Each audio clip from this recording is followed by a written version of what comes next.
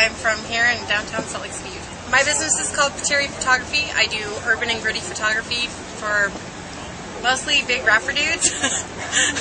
And I do a lot of urban photography with cars, alleyways, trains, graffiti, that type of thing as well. Film is an art, I have to say. It takes a lot of talent, a lot of school, and a really good eye, and knowing your equipment well.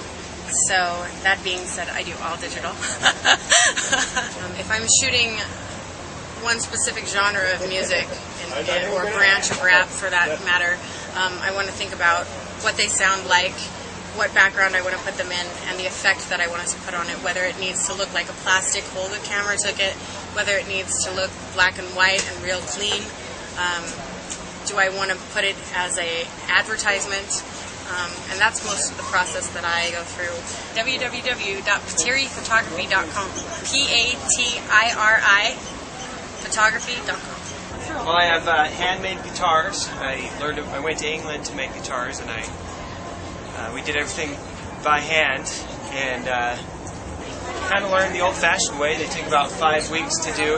I plane them down by hand with the hand plane here to the right thickness, and then get them down, cut them to size, and then I take the guitar necks out of pretty much just lumber, mahogany, and I get those planed down, cut out, and down to shape, and then basically it just kind of comes from very rough to very fine. And the last step, the finishing, is the hardest.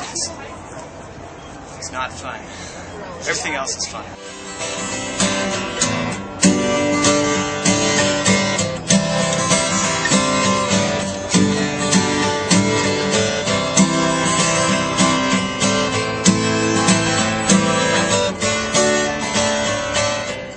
My name is Matt Porto. I'm here with the 337 project.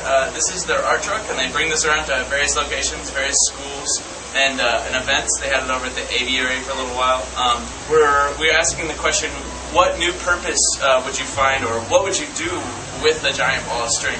And then these are all responses to that question that kids and adults and people from all over the place have written. So the cool thing I think about it is that by looking at all this stuff, you get this really cerebral kind of community thought experience. I don't know, I mean, like, it's not necessarily that mystical, but it's cool. My name is Leah Bell, and I am from Salt Lake City. I have my usual screen prints, which is what I normally do, but then I also have some digital framed pieces that are inexpensive to show off kind of the frames that we do, and also the pictures. This is a screen for one of the screens. This print here, this one, which was one of the Arts Festival prints, is 7 colors, I believe. So one of the color layers was this, which was like, there's a spider on it, the blue sky. So it's basically a stencil, so everywhere that's blue is like the part that the ink doesn't go through, and then everywhere that's you can see through, ink passes through it. For each layer, each color layer, you have to have a different one, different screen.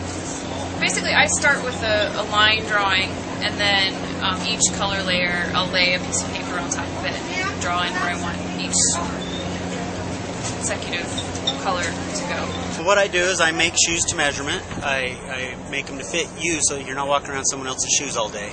I actually, here in my booth, I measure your feet, and then I create the patterns and create whatever type of shoe wear you'd like. These are some samples of things I can recreate. I can also go totally custom if you want something very unique and different. We work out of our home. We're a small family business. I served as an apprentice with a guy who's been making custom cowboy boots for 35 years. I had made sandals and moccasins, but I'd never made real shoes. This is the first pair of shoes I made. I went into his shop and he said, come work for me full-time, and I won't pay you, but in exchange I'll teach you how to make them. So I wanted to make cowboy boots, and he said, well, before we start cowboy boots, make a pair of dress shoes. So I made the dress shoes, and I said, okay, let's do cowboy boots. He says, I'll make another pair of dress shoes. It was kind of like the Karate Kid wax on, wax off stuff I had to learn. And then he says, you need to practice at the sewing machine, so go stitch for a couple hours. So eventually it got to where I could make about anything you want. good shoes. I'm Amber DeBerg. I'm a local fused glass artist, and here at the festival I have my line of belt buckles. Each belt buckle is hand cut and designed and fired in my kiln, and they're fired up to about 1475 degrees in the kiln, anywhere from 8 to 20 hours.